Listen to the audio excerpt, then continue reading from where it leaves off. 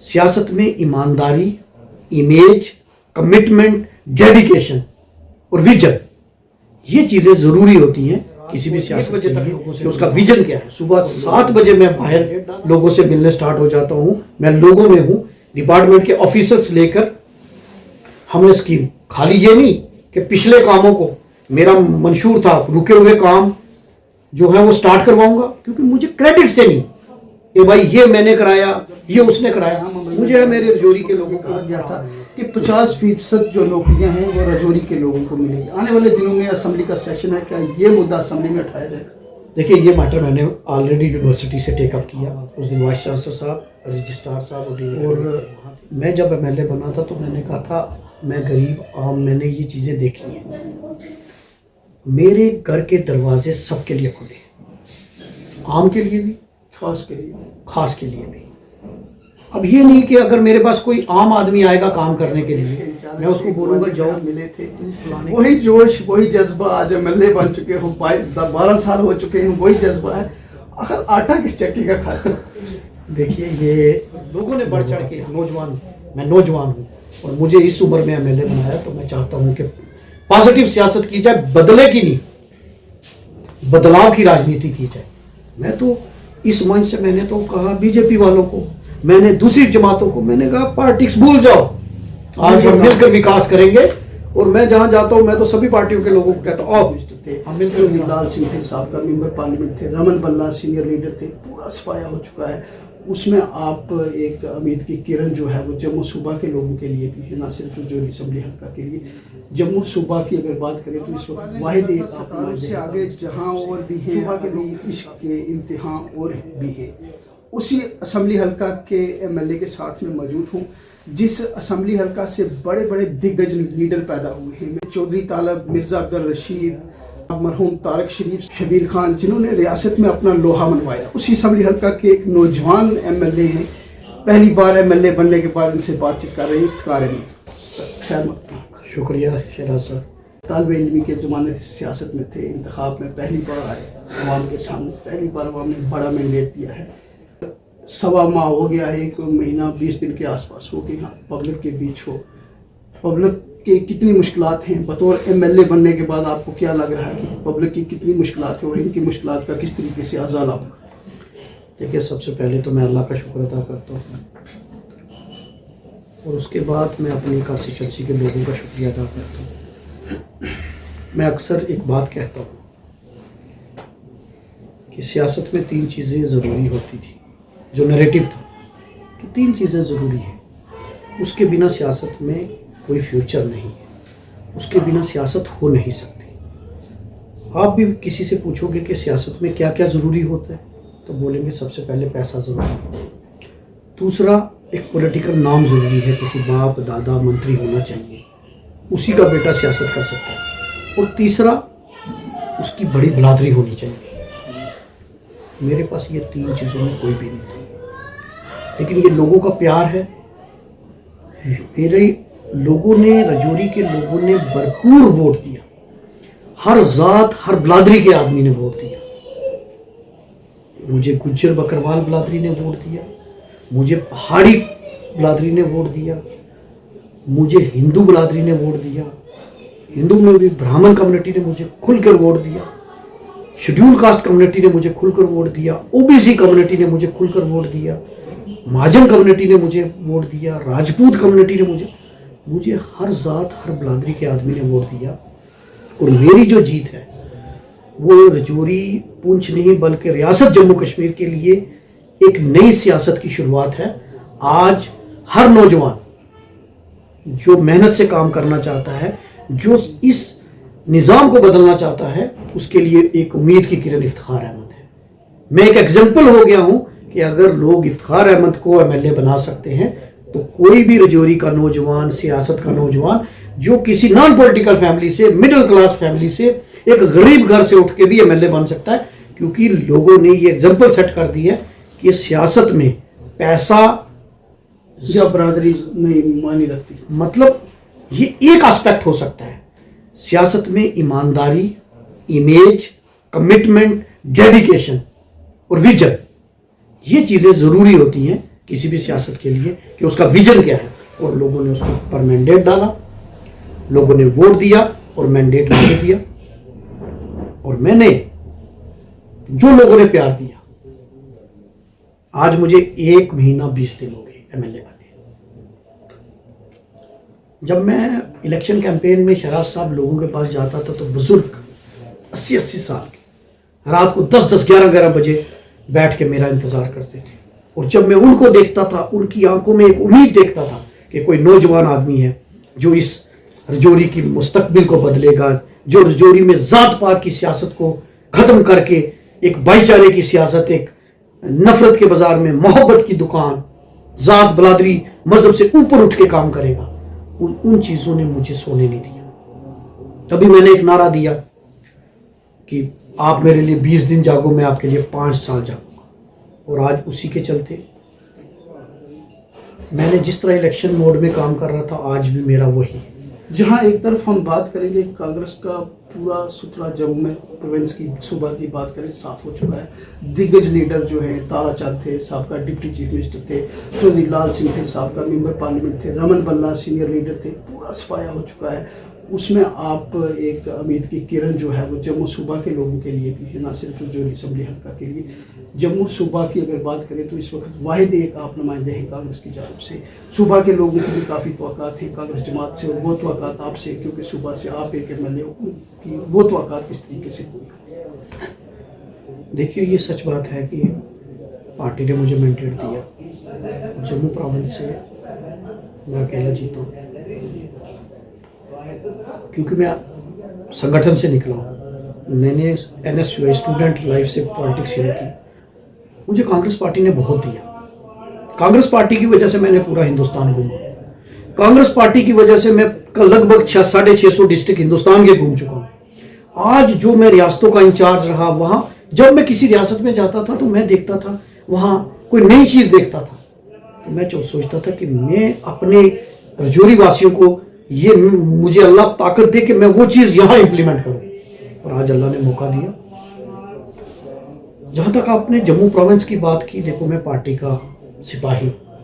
Party मुझे जहाँ भी मेरी ड्यूटी लगाएगी, मेरे सदर, मेरे लीडर आदरणीय राहुल गांधी जी, और मेरी रियासत के सदर जो मेरे यहाँ के लीडर हैं, वो तारिक हमीद करा साहब, वो एक विजनरी, एक साफ सियासत के लिए जाने जाते हैं। तारिक हमीद करा साहब, उनकी कमिटमेंट है कि हम पार्टी को मजबूत करें। उन्होंने मेरी ड्यूटी लगाई कि आपने किश्तवाड़ में आगजनी होगी, आपने वहाँ जाना है। मैं गया। पार्टी मुझे जहाँ जहाँ मेरी ड्यूटी लगाएगी, पार्टी के भी मैं काम करूँगा, लोगों के भी काम करूँगा। जम्मू खित्ते की क्या, मैं हर जगह असेंबली में आवाज़ उठाऊँगा। मैंने असेंबली में अपने रीजन की तो बात की, लेकिन मैंने किश्तवाड़ की बात भी की, मैंने जम्मू खित्ते की भी बात की। पार्टी मुझे जहां जिम्मेदारी देगी मैं वो उनकी बात करूंगा, मैं उन सब की आवाज उठाऊंगा, क्योंकि पार्टी की वजह से हम हैं। पार्टी की वजह से आज मैं यहां एमएलए बना हूं। अगर पार्टी ना होती तो मैं एमएलए नहीं बन सकता था। और दूसरा, मेरे लीडर तारिक हमीद करा साहब, उन्होंने, क्योंकि मुझे फख्र है कि वो मेरे लीडर हैं, और उन्होंने जो साफ सियासत, जो उन्होंने वो सियासत की, जब उन्होंने मेंबर पार्लियामेंट की कुर्सी छोड़ी थी तब दिल्ली के अंदर सरकार थी बीजेपी, और यहाँ रियासत जम्मू कश्मीर में बीजेपी और पीडीपी की सरकार थी। और कोई भी आदमी पावर में होकर उसको छोड़ना सिर्फ अपनी आइडियालॉजी के लिए, उन्होंने कहा कि हमारी सेकुलर आइडियालॉजी है, इस कम्युनल ताकतों के साथ पीडीपी ने सरकार बनाई है, मैं इसका विरोध करता हूँ। इफ्तिकार साहब, इससे कबल रजौरी असम्बली हल्का के जितने भी एमएलए गुजर चुके हैं, तारीख रकम की है उन्होंने, क्या आपकी जानिब से भी तारीख रकम की जाए? देखिए, मेरा मकसद ये है काम करना। रजौरी कॉन्स्टिट्यूंसी में मुझे 1 महीना 20 दिन हुए, मैंने 16 पंचायतें कवर कर ली। मैंने एक वादा किया था लोगों को, ये रहता था एमएलए दिखता नहीं। मैंने कहा था मैं, आप 20 दिन है, मैं हो सकता है सब जगह ना पहुंचूं, लेकिन मैंने सियासत में जो वादा किया मैं कोशिश करता हूं मैं उसको पूरा करूं। मैं जुमले ना दूं, जहां मेरी कमिटमेंट है मैं उस कमिटमेंट को पूरा करूं। मेरी कमिटमेंट थी कि मैं शुक्रिया अदा करने आऊंगा, क्योंकि लोगों ने मुझ पर एहसान किया, उन्होंने एक गरीब बच्चे को एमएलए बनाया, तो मेरा फर्ज बनता है नौजवान को बनाया, तो मैं उनका शुक्रिया अदा करने पंचायत जा। इस 1 महीना 20 दिन में मैंने असेंबली भी अटेंड की। असेंबली में मैंने यहाँ के लोगों की नुमाइंदगी की, वहाँ इनकी आवाज़ उठाई। मैंने बाबा गुलाम शाह बादशाह यूनिवर्सिटी की आवाज़ उठाई और मैं यूनिवर्सिटी में गया तो मैंने उनसे भी बात की है कि भाई मैं क्या कर सकता हूँ, मेरी तरफ से इस यूनिवर्सिटी को बचाने के लिए, इस यूनिवर्सिटी को दोबारा अपने पांव पे खड़ा होने के लिए, इस यूनिवर्सिटी को फाइनेंशियल क्राइसिस से निकालने के लिए मैं क्या मदद कर सकता हूँ। मैंने उसको, क्योंकि वो मेरी कॉन्स्टिट्यूंसी में है, उसमें हम पानी का क्या कर सकते हैं, बच्चों के हॉस्टल में क्या कर सकते हैं, रोड कनेक्टिविटी, इंटरनल रोड्स, वो सारी मैंने बात वहाँ की एडमिनिस्ट्रेशन से की और उस पर मैं काम कर रहा हूँ। हेल्थ इंफ्रास्ट्रक्चर को बढ़ाने के लिए मैंने हॉस्पिटल जो जीएमसी है उसमें हमने 3 दिन प्रिंसिपल को कंपलसरी किया कि प्रिंसिपल साहब बैठेंगे, यहाँ अच्छे आदमी हैं, काम कर रहे हैं, लेकिन ओवरबर्डन है, उनके पास 3-4 चार्ज हैं। अब जाहिर सी बात है 3-4 चार्ज होंगे तो कैसे टाइम निकालेंगे, लेकिन 3 दिन अब उनके ओवरबर्डन से रजौरी हमारे लोग सफ़र हो तो ये चीज़ अच्छी नहीं। तो मैंने उनसे कहा, हेल्थ मिनिस्टर सकीना इट्टू जी ने उनको एक इंस्ट्रक्शन दी हुई है कि आपने 3 दिन यहाँ बैठना और उसका रोस्टर आपने डीसी साहब और एमएलए साहब को भेजना है। तो उस पर भी हम का। तीसरा, आपने देखा कि ट्रैफिक कंजेशन, रजौरी के अंदर कंजेशन इस तरह थी कि सुबह से शाम तक जाम ही लगा रहता, लोगों की गाड़ी है, कोई ट्रक फंसा हुआ है, मतलब यहाँ गाड़ियाँ लोग बाहर खड़ी कर रहे हैं, पांजे में जाम, मंडी में जाम, हर जगह जाम ही जाम। अगर किसी ने हॉस्पिटल जाना है तो वो 2 घंटे तक नहीं पहुंच सकता। तो मैंने बनने के बाद आपने देखा होगा कि मैंने अपनी गारंटीज 11 गारंटी मैंने दी थी कि मुझे एमएलए बनाओगे, एक पूरी कर दी, एक नहीं, मेरी तीसरी गारंटी पूरी हुई है। पहली मैंने कहा था कि यहाँ जो गंद पड़ा हुआ है, गार्बेज डंपिंग साइट, इसको हम यहाँ से गंद उठाएंगे, क्योंकि जब जम्मू से कोई आदमी आता है या कश्मीर से कोई आता है तो जम्मू में बोर्ड लिखा है welcome to Rajouri the land of kings, और स्वागत किससे होता है, गार्बेज। मैंने उसमें काम किया, बात की एडमिनिस्ट्रेशन से, मैंने ईओ साहब को मेरी कम से कम मैंने वहाँ 4 बार विजिट की इस 1.5 महीने में, और हमने एक प्रोजेक्ट लाया वो बायो माइनिंग का, और उसमें आपने देखा कि 2 दिन कबल मैंने उसकी स्टार्ट करवाया, इनोग्रेशन की, उसको मैंने स्टार्ट करवाया, और वो जो है 1 महीने के अंदर आपको ये डंपिंग साइट जो गार्बेज की ये बिल्कुल साफ हो जाएगी।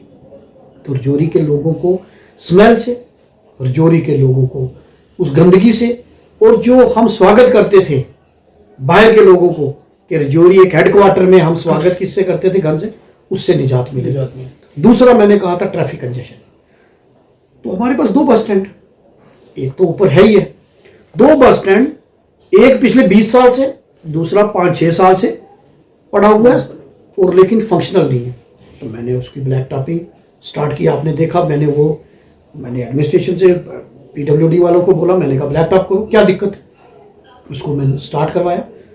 और फिर ईओ साहब से मेरी बड़ी बात हुई, डीसी साहब से, मैंने कहा मेरी प्रायोरिटी है बस स्टैंड शिफ्ट होना चाहिए।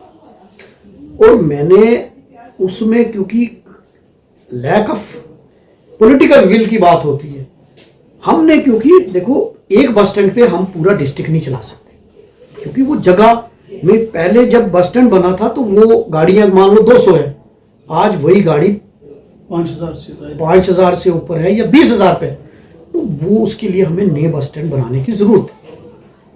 और हमने एक अच्छा फैसला किया कि जो बेला बस स्टैंड है उस पर हमने थन्ना मंडी की गाड़ी है, दरहाल की गाड़ी है, उसके बाद सुरनकोट की वाया डीकेजी, मुगल रोड की जो गाड़ियां वाया डीकेजी आएंगी कश्मीर की, वो सारी वहां रखी। यहां हमने बेला, ये जो न्यू बस स्टैंड पे हमने नौशहरा, कालाकोट, उसके बाद बुद्धल, बकोरी, सुंगड़ी, ये वाला एरिया जो है, पलमा, नगरोटा, ये वाला जो बसेस ये यहाँ आएंगे। जम्मू के जो टेम्पू, छोटी गाड़ियां, टवेरा, वो न्यू बस स्टैंड पे आएंगी। और जम्मू की जो बसेस हैं और बाकी जो मेंढर, सुरनकोट, पुंछ, मंजाकोट, उनकी बसेस जो आएंगी वो हमारे ओल्ड बस स्टैंड पे। तो मेरा मकसद यहाँ की ट्रैफिक कंजेशन को दूर करना है। जो लोगों ने टैक्स दिया टैक्स पे मनी है, वो करोड़ों रुपए बस स्टैंड पे लगे हुए तबाह हो रहे हैं। 20 साल जब उसको खुला छोड़ोगे तो क्या होगा? मैं मुबारकबाद दूंगा रजौरी के लोगों को, ये भी हमने पूरा करके दिखाया। तीसरा, मैंने कहा था रजौरी की सड़कों को खड्डे फ्री करूंगा, तो आपने देखा कि ब्लैक टॉपिंग स्टार्ट हुई। आप बेला की रोड देखो, ब्लैक टॉपिंग हुई। अभी भी खड्डे, मैं नहीं कहता कि बिल्कुल फ्री हो गया, लेकिन उस डायरेक्शन शुरुआत हो चुकी है। और मैं एक गारंटी जो मैंने दी है उस पर काम करूंगा। आज भी मैं किसी दिन आपने देखा कि मैंने आराम नहीं किया। मैं रात को 1 बजे तक लोगों से मिलता हूं, सुबह 7 बजे मैं बाहर लोगों से मिलने स्टार्ट हो जाता हूं। मैं लोगों में हूं, डिपार्टमेंट के ऑफिसर्स लेकर हमने स्कीम, खाली ये नहीं कि पिछले कामों को, मेरा मंशूर था रुके हुए काम जो है वो स्टार्ट करवाऊंगा, क्योंकि मुझे क्रेडिट से नहीं कि भाई ये मैंने कराया, ये उसने कराया, मुझे मेरे रजौरी के लोगों को आराम मिलना चाहिए। मैंने यहाँ से एक DPR बनाई है पुल की। ये जो हमारी अब्दुल्ला ब्रिज से रोड आ रही है, ये सीधा बस स्टैंड के साथ यहाँ एक ब्रिज, ये वेदांता आश्रम का जो है, इसको हमने जो नीचे हमारा बंडाला ब्रिज उसको स्टार्ट करवा रहे हैं। उसमें भी मैंने उस दिन डिप्टी चीफ मिनिस्टर साहब ने मीटिंग ली थी, मैंने बाकायदा उसमें मुद्दा उठाया। Mini secretariat, slaughter house, parking, आप देखेंगे कि आने वाले दिनों में पार्किंग का काम स्टार्ट होगा। इफ्तिकार साहब, इससे कबल हम देखते थे कि जितने भी सियासी लीडर होते थे, चुने हुए नुमाइंदे होते थे, उनके पास जो लोग आते थे वो काफ़ी बड़े लोग जो थे, वो उनके ख़ास लोग थे, वही आते थे, वही अवाम की मुश्किलात लेकर आते थे। आपके दरवाज़ों पे ऐसा नहीं दिखाई दे रहा है। आपने बीच का जो रास्ता था उसको ख़त्म कर दिया, सीधी पब्लिक आ रही सुबह से शाम तक, ये क्या राज है? देखिए, मैं आम आदमी, और मैं जब MLA बना था तो मैंने कहा था मैं गरीब आम, मैंने ये चीज़ें देखी हैं। मेरे घर के दरवाजे सबके लिए खुले हैं, आम के लिए भी, खास के लिए भी। अब ये नहीं कि अगर मेरे पास कोई आम आदमी आएगा काम करने के लिए, मैं उसको बोलूँगा जाओ तुम फलाने के थ्रू आओ। उसका 1 वोट की भी कीमत है। अगर उसने मुझे डायरेक्ट वोट दिया, नहीं भी दिया, अब अगर वो भी मेरे पास काम आएगा तो मैं ये ठेकेदारी निज़ाम जो है इसको ख़त्म किया है हमने। ठीक है, अगर कोई किसी के थ्रू आता तो ठीक है, लेकिन कोई डायरेक्ट आएगा तो मैं क्यों मना करूंगा? तो मेरा मकसद है लोगों तक पहुंचना, वो किसी भी माध्यम से पहुंचा जाए। मैंने इलेक्शन में भी बोला था कि आपके वोट का कोई सौदा नहीं करेगा। आपने मुझे डायरेक्ट वोट दिया तो काम भी डायरेक्ट होंगे। तो इसलिए मैंने सबको बोला था मेरे घर के, मेरे दिल के और मेरे ऑफिस के दरवाजे खुले हुए। आपने देखा यहाँ मैंने ऑफिस बनाया, MLA का ऑफिस। मुझे नहीं लगता कि यहाँ इससे पहले किसी MLA ने ऑफिस बनाया हो। उसमें स्टाफ बैठा है। मैं आज मान लो जम्मू जा रहा हूँ, पीछे ऑफिस खुला है, अगर किसी को परेशानी है वो आके ऑफिस में अपनी कंप्लेंट नोट कराएगा, वो अपनी प्रॉब्लम बताएगा और शाम को मेरे पास पूरी इंफॉर्मेशन आ जाएगी कि ये काम है। और मेरा स्टाफ उन मैटर्स को कंसर्न्ड ऑफिशियल्स के साथ, कंसर्न्ड एडमिनिस्ट्रेशन के साथ टेकअप करेगा। तो हमारा मकसद है कि लोगों को खज्जल होने से बचाना, उनको जो काम हो उनके घर तक, MLA लोगों तक पहुंचे, ना कि लोग MLA तक, ना कि लोग MLA के पीछे घूमे। मैंने उनको कहा था 15 दिन आप मुझे दे दो, 5 साल मैं दूंगा। और इसी के चलते मैं हर पंचायत में जा रहा हूँ, हर वार्ड में जा रहा हूँ। और मेरी प्रायोरिटी फिक्स है। मेरी प्रायोरिटी है कि इस रजौरी की सियासत को बदलना है। आप देखेंगे कि रजौरी डिस्ट्रिक्ट एक मॉडल डिस्ट्रिक्ट बनेगा, रजौरी का शहर एक मॉडल सिटी बनेगी और मेरा गांव एक मॉडल टाउन बनेगा, मॉडल जो गांव विलेज बनेगा। और मैं बड़ी बड़ी बातें नहीं करूँगा, मैं कहूँगा कि मेरा एक गांव से आदमी चल कर आए तो हॉस्पिटल में बिना सिफारिश के उसका इलाज हो जाए, मुफ्त इलाज हो, उसको पानी मिले, उसको बिजली मिले। मेरी इस पंचायत कॉन्स्टिट्यूएंसी में कोई भी आदमी उसका कच्चा मकान नहीं रहना चाहिए। मेरे यहाँ बिजली सबको मिलनी चाहिए। मेरा ये इस पे फोकस है। और सबसे बड़ी बात कि MLA आज लोग क्यों आते हैं, उनको लगता है हमारा बेटा MLA है, हमारा भाई एमएलए है और वो हक से आते हैं, और मैं तो कर्जदार हूं कि इतना प्यार, लोग तंग होते हैं, मैं खुश होता हूं। आज भी आप देखेंगे कि लोग आते हैं और मैं किसी को मना नहीं करता। 1 बजे तक भी रात को अगर कोई आता है तो मैं उसका फ़ोन उठाता हूँ, मैं उनकी कॉल मैं उनसे बात करता हूँ, और इसलिए मेरा मकसद है कि लोगों की सेवा करने। अगर लोगों ने बढ़ चढ़ के एक नौजवान, मैं नौजवान हूँ और मुझे इस उम्र में एमएलए बनाया, तो मैं चाहता हूँ कि पॉजिटिव सियासत की जाए, बदले की नहीं, बदलाव की राजनीति की जाए। मैं तो इस मंच से मैंने तो कहा बीजेपी वालों को, मैंने दूसरी जमातों को, मैंने कहा पार्टिक्स भूल जाओ, आज हम मिलकर विकास करेंगे। और मैं जहां जाता हूं मैं तो सभी पार्टियों के लोगों को कहता हूं आओ हम मिलकर विकास करते हैं, क्योंकि इलेक्शन लड़ेंगे, आगे भी लड़ेंगे जब इलेक्शन आएंगे। आज तो हम विकास के लिए इकट्ठे हो जाते हैं ना, अगर डेवलपमेंट करनी है तो सबका, और मैं सबका एमएलए हूं। 99,000 वोटर, और जो वोटर नहीं है, और मेरी कॉन्स्टिट्यूंसी में तो थन्ना मंडी के लोग भी रहते हैं, मेरी जोरी कॉन्स्टिट्यूंसी में बुद्धल के लोग, मैं तो उनका भी एमएलए हूं। अगर कोई यहां जिसका घर है, क्या वोट उसका चाहे बुद्धल में होगा, वोट उसका थन्ना मंडी में होगा, वोट उसका दराल में होगा, लेकिन वो मेरे पास अगर काम कराने आएगा, मैं उसका एरिया कभी नहीं मैंने पूछा। आखिर में एक सवाल रहेगा कि जिस तरीके से आपने बाबा गुलाम शाह बादशाह यूनिवर्सिटी की बात की, जब यूनिवर्सिटी का क़याम अमल में लाया गया था उस वक्त ये कहा गया था कि 50% जो नौकरियां हैं वो राजौरी के लोगों को मिलेगी। आने वाले दिनों में असेंबली का सेशन है, क्या ये मुद्दा असेंबली में उठाया जाएगा? देखिए, ये मैटर मैंने ऑलरेडी यूनिवर्सिटी से टेकअप किया। उस दिन वाइस चांसलर साहब, रजिस्ट्रार साहब और डीन एकेडमिक फेयर वहाँ थे। मैंने अपने इलेक्शन मैनिफेस्टो में भी कहा था, और मैंने उनसे कहा कि जो नॉन टीचिंग स्टाफ है उसमें रजौरी पूंछ को प्रायोरिटी दी जाए।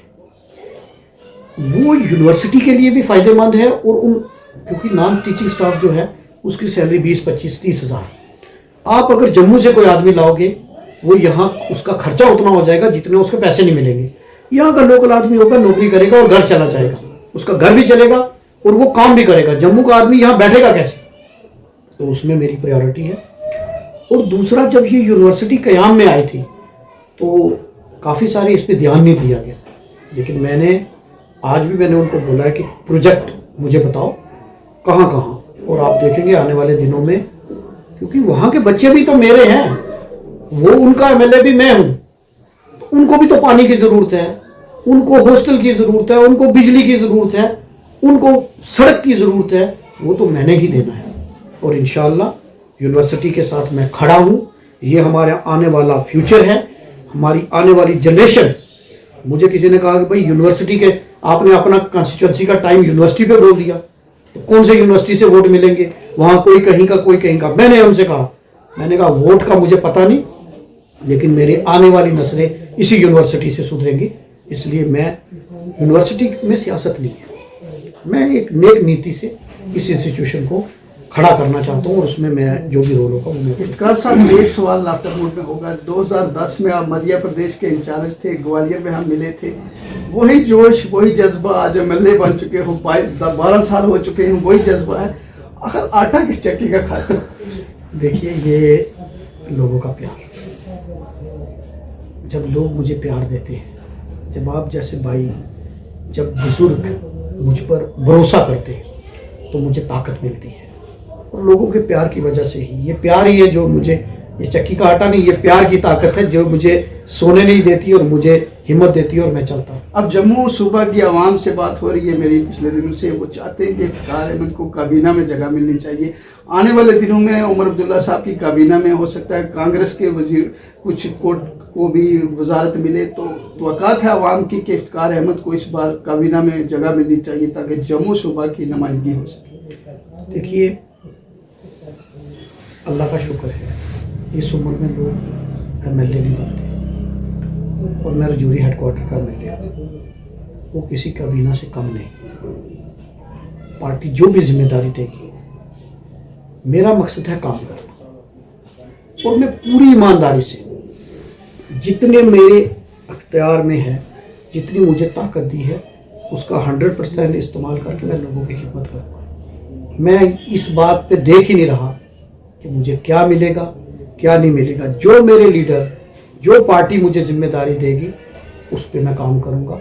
मैं लोगों की खिदमत एज एमएलए बन के भी करूँगा, एज जो भी मुझे जिम्मेदारी मिलेगी मैं करूंगा। ये पार्टी के फैसले होते हैं, ये पार्टी तय करेगी। आखिर में क्या पैगाम देंगे हल्का की आवाम को? देखिए, मैं उनसे ये कहूँगा कि आप भरोसा रखें, मेरे लिए दुआ करें कि अल्लाह मुझे ताकत दे, मैं गुमराह ना हो जाऊँ, और अल्लाह मुझे ताकत दे मैं राय रास पर रह के आपकी खिदमत करूँ। मैं यही दुआ करूँगा, और मुझे प्यार देते रहिए। कहीं गलत करूँ तो मुझे आकर बताइए कि ये फैसला गलत है, मुझसे बात कीजिए, मैं आपका हूँ। अगर कोई कम्युनिकेशन गैप बनती है, अगर कोई फैसला आपको अच्छा नहीं लगता, आप मेरे पास आइए, मैं आपका हूँ। मेरा फैसला, अगर मैं भी बशर हूँ, अगर कहीं कोई दिक्कत है, आप में, जनता में और मुझ में गैप नहीं होना चाहिए। मैं सबका एमएलए हूँ। प्यार भी दीजिए, डांट भी दीजिए, और रजौरी का विकास भी करवाइए, और रजौरी का विकास में अपना योगदान भी दीजिए। वक्त दिया इसके लिए बहुत बहुत शुक्रिया।